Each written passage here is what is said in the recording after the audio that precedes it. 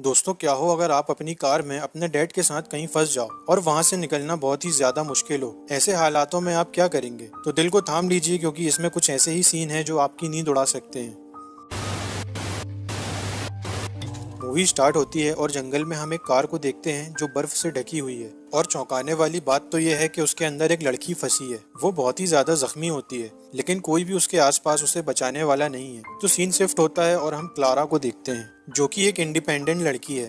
Clara अपने dad से दूर अपने बॉयफ्रेंड के साथ शहर में रहती है। उसकी एक अच्छी जॉब है और वो माँ भी बनने वाली है।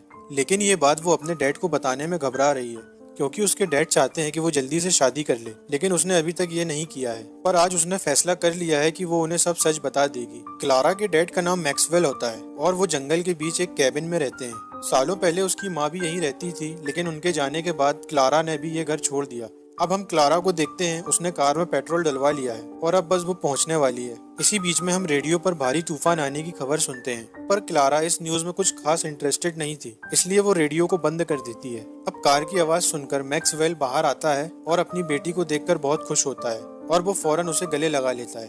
लेकिन जब उसकी नजर बेबी बॉम्ब पर पड़ती है तो वो कुछ खास खुश नहीं था, पर वो इस बारे में क्लारा से कुछ भी नहीं कहता। दोनों अंदर जाते हैं, जहाँ पर मैक्सवेल अपने बारे में क्लारा को बताना शुरू करता है कि कैसे वो यहाँ पर रहकर गुजारा करता है और उसकी जिंदगी काफी अच्छी चल रही है। वो जानवरों का शिकार करते हैं और अपनी भूख मिटाते हैं। इसके बाद वो ड्रिंक करना शुरू कर देते हैं, जो कि क्लारा को शुरू से ही पसंद नहीं था, इसलिए वो उन्हें पीने से मना कर देती है। इसके बाद वो उसके बॉयफ्रेंड के बारे में पूछना शुरू करते हैं और उसकी जॉब के बारे में भी। अब सब कुछ खत्म होने के बाद आखिर में मैक्स उसके बच्चे के बारे में पूछते हैं, लेकिन बहुत रूड वे में, जिससे क्लारा को पता चल जाता है कि उसके डैड को उसका इस हालत में यहाँ पर आना पसंद नहीं है। इसलिए वो ऊपर जाती है और अपने सामान को पैक करने लगती है। लेकिन तभी उसे एक एल्बम मिलता है जो कि उसके बचपन का था। उसमें उसकी मॉम की भी पिक्चर्स थी और उन पिक्चर्स में उसकी माँ भी प्रेग्नेंट थी, जिसे देखकर क्लारा रोने लगती है, क्योंकि आज वो भी इसी हालत में है और अगर आज उसकी माँ जिंदा होती तो वो उसकी हालत को समझ सकती। तभी वहाँ पर उसके डैड भी आ जाते हैं। उन दोनों के बीच में मॉम के बारे में बातें होना शुरू हो जाती हैं। फिर दोनों इमोशनल हो जाते हैं और यहाँ उसके डैड को भी समझ आ जाता है कि क्लारा से उन्हें ऐसी बात नहीं करना चाहिए था।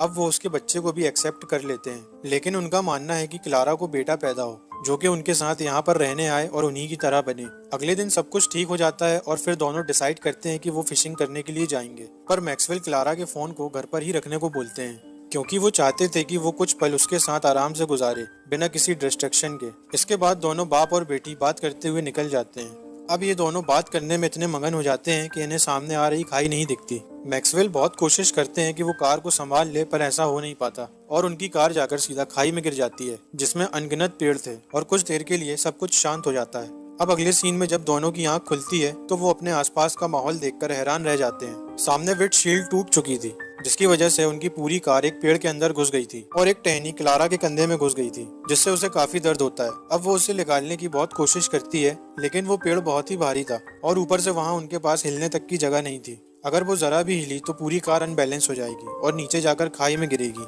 मैक्सवेल उसे शांत रहने को कहते हैं। अगर वो ज्यादा पैनिक हुई तो काम बिगड़ सकता है। वो सबसे पहले तो उसकी सीट बेल्ट चेक करते हैं। अगर वो खुली हो तो वो कम से कम थोड़ा सा हिल सके, लेकिन ऐसा नहीं होता। वो बहुत ही टाइट बंधी हुई थी। मैक्सवेल कहते हैं कि हमें एक साथ ही लकड़ी को हटाना पड़ेगा, जिसके बाद ये दोनों कोशिश करते हैं, लेकिन ये भी काम नहीं आता। अब इन्हें कैसे भी करके यहाँ से शाम होने से पहले बाहर निकलना होगा, क्योंकि सबसे पहली परेशानी ठंड है, जो कि यहाँ बहुत ज्यादा पड़ने वाली है, और दूसरी परेशानी जंगली भेड़िए, जो कि इनके आसपास ही भटक रहे हैं, और तीसरा तो आपको पता ही होगा, आने वाला बहुत बड़ा भयानक तूफान, जिसके बारे में न्यूज में बताया जा रहा था। इसके बाद डैड की नजर सीट के पीछे पड़े चाकू पर पड़ती है, जिससे वो सीट बेल्ट को काट देते हैं। लेकिन जब क्लारा उसे उठाने के लिए झुकती है तो वो चाकू नीचे चला जाता है। अभी क्लारा को कार में रियर फंक्शन के बारे में पता चलता है, जिसमें इनबिल्ट लाइटर होता है, जिससे कि वो कार को ऑन करती है और उसे यूज करती है। और सबसे पहले तो वो थोड़ा सा आगे आती है, फिर कार को टर्न ऑन करके फिर वहां लगे डिवाइस से उस बेल्ट को काट देती है। अब उसकी बेल्ट खुल चुकी थी और इसी तरह वो अपने डैड को भी फ्री कर देती है। लेकिन अब उन्हें सबसे पहले इस कार से बाहर निकलना पड़ेगा।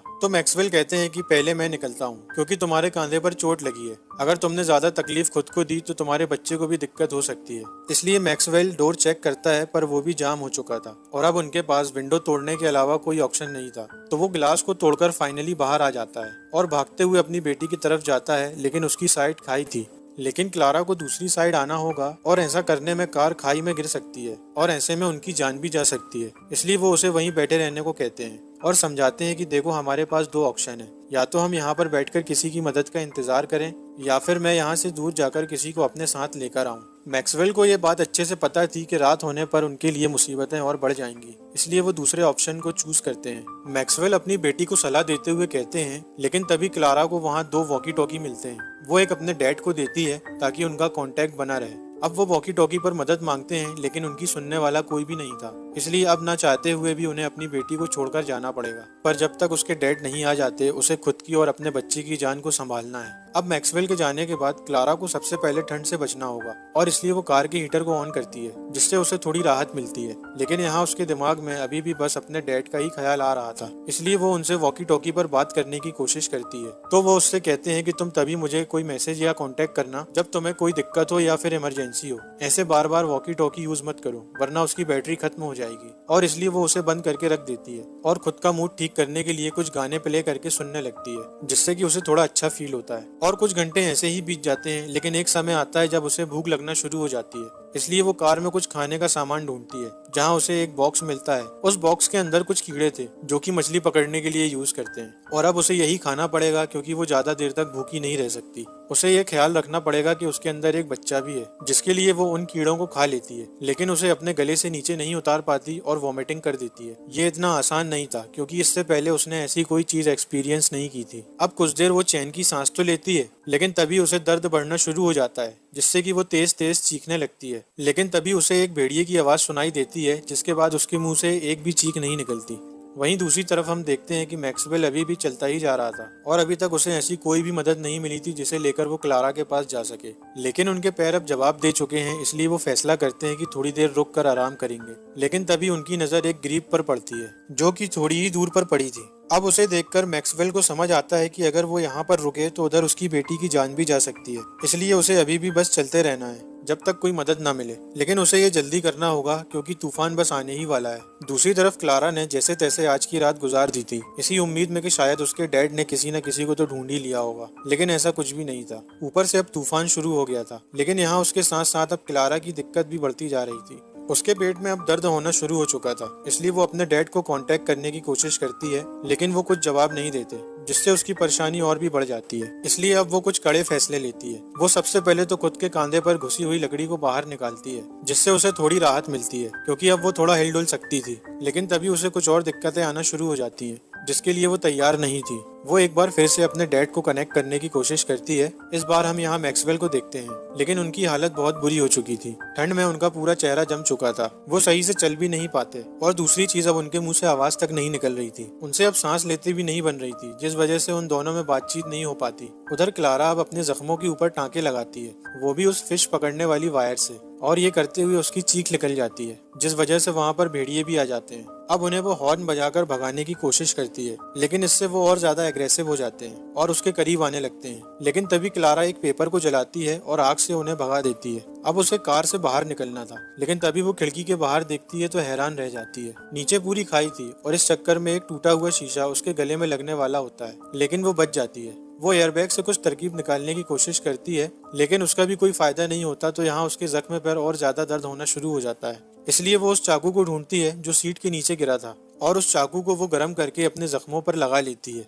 जिससे थोड़ी देर के लिए उसे आराम मिल जाता है। अब धीरे धीरे तूफान और भी बढ़ता जा रहा था, जिसकी ठंड अब क्लारा को महसूस हो रही थी। अब वो कार के हीटर को ऑन करती है, पर अब वो भी बंद होने वाला है, क्योंकि कुछ ही देर में कार की बैटरी भी खत्म हो जाएगी। अब देखते ही देखते ठंड ने भी करवट बदल ली थी, जिसे संभाल पाना बहुत मुश्किल होता जा रहा था। लेकिन कहीं न कहीं क्लारा को भी समझ आ चुका था कि उसे ही कुछ करना होगा, क्योंकि उसके डैड इस समय कहाँ हैं उसे कुछ भी पता नहीं है। वो अपने आसपास टहनियों को काटती है और पीछे जाने की कोशिश करती है, क्योंकि अब उसकी डिलीवरी का समय आ चुका था, जिसके दर्द को संभाल पाना अब आसान नहीं है। इसलिए वो पीछे बैक सीट पर जाने की कोशिश करती है, जिसमें वो कामयाब भी हो जाती है। लेकिन इसी चक्कर में उसके शरीर के कई हिस्सों में लकड़ी के टुकड़े चुभ जाते हैं, और इसी में उसका एक कान भी कट जाता है, जिसकी वजह से उसे अब और भी दर्द होना शुरू हो गया था। इसलिए वो सबसे पहले अपने बैग को खोलती है और उसमें जितनी भी पेन किलर्स होती हैं वो उन सबको खा लेती है, ताकि कम से कम थोड़ा दर्द से राहत तो मिल सके। तभी हम देखते हैं वहाँ पर एक वोडका की बोतल पड़ी हुई थी, जो कि आगे चलकर उसके काम आ सकती है। पूरी सिचुएशन में एक चीज नोटिस करने वाली थी कि अब क्लारा धीरे धीरे करके अपना मानसिक संतुलन खोती जा रही है। वो अब क्या कर रही है उसे खुद भी समझ में नहीं आ रहा था।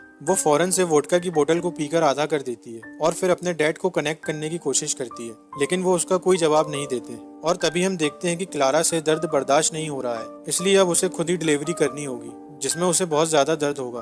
वो बीच बीच में वोडका की बोतल पीती है और फिर डिलीवरी करने लगती है और आखिर में वो अपने बच्चे को जन्म दे देती है, लेकिन वो बेहोश हो चुकी थी। जब उसकी आंख खुलती है तो उसके हाथ में उसकी बेटी थी। अब वो अपने डैड को कांटेक्ट करती है और बताती है कि मुझे बेटी हुई है। वो बहुत ही खुश थी, लेकिन वहीं हम मैक्सवेल को देखते हैं जो कि अब इस दुनिया में नहीं रहे। वो खुद की जान बचा नहीं पाए और वहीं गिरकर मारे गए। कुछ ही समय के बाद वो फिर से अपने डैड को कनेक्ट करने की कोशिश करती है और इस बार वो उससे बात करने लग जाते हैं। उसे ऐसा लग रहा था कि जैसे उसके डैड अभी भी जिंदा हैं। ये देखकर आपको पता चल गया होगा कि इस समय क्लारा की मानसिक संतुलन कैसी होती जा रही है और अगले पल ही उसे ऐसा लगता है कि जैसे उसकी बेटी मर चुकी है। वो उसे सांस देने की कोशिश करती है और हर वो चीज करती है जिससे वो उसे जगा सके, लेकिन ऐसा नहीं होता क्योंकि मरे हुए लोग वापस नहीं आते। इस चीज का असर उसके दिमाग पर बहुत ज्यादा होता है, जिस वजह से उसे ऐसा लगने लगा था कि उसके डैड अब कुछ ही दूरी पर हैं और वो किसी भी समय आ सकते हैं, जिसके लिए उसे जिंदा रहना होगा। तो वो कुछ खाने के लिए ढूंढने लगती है और ऐसे में दिखती है उसे उसकी ही बेटी, जिसे वो न्यूट्रिशन चॉकलेट समझकर खाने लगती है। और उसे इस बारे में कुछ पता नहीं था क्योंकि वो अब पूरी तरह से हिल चुकी थी। उसे कुछ समझ नहीं आ रहा था, तभी उसे ऐसा लगता है कि जैसे उसके डैड आ चुके हैं, लेकिन असल में वहाँ एक हेलीकॉप्टर उड़ रहा था, जिसे देखने के लिए वो खिड़की से बाहर निकलती है और तभी एक शार्प बर्फ का टुकड़ा सीधे आकर उसकी आंख में घुस जाता है और इसी पल उसकी तुरंत ही मौत हो जाती है। यानी यहाँ अब क्लारा का भी अंत हो चुका था। अभी तक आपको यही लग रहा होगा कि कम से कम क्लारा तो बच जाएगी, लेकिन ऐसा नहीं हुआ क्योंकि यही था कहानी का असली ट्विस्ट। इसी के साथ ही मूवी यहीं खत्म हो जाती है। आपको ये कहानी कैसी लगी नीचे कमेंट करके जरूर बताएं। वीडियो को लाइक करके चैनल को सब्सक्राइब कर ले। मैं मिलता हूँ आपसे अगली वीडियो में। Thank you so much watching. B patience.